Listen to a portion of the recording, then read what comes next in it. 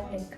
So today I will be making a password-based door locking system using the components which are Keypad, a sensor shield, an Arduino board, a solenoid lock, a battery holder. So using these components we will be making a password-based door locking system. So now I will be placing the sensor shield on top of the Arduino board. Now using these jumper wires, I will be making connections from the Arduino connected to the sensor shield to the keypad. Now whenever I press numbers on the numpad, it sends signals to the serial monitor.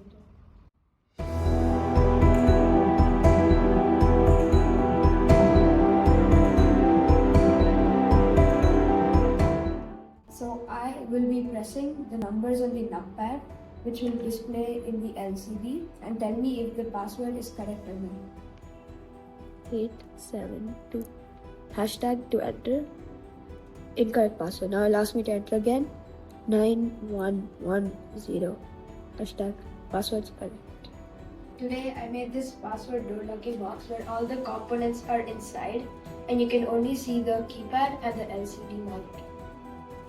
I made the door locking system with the solenoid lock, the numpad and the LCD display. When I enter the code, like so, it opens. I wait for the person to get out. As I close this, the lock comes back. Good. Let's try the wrong code.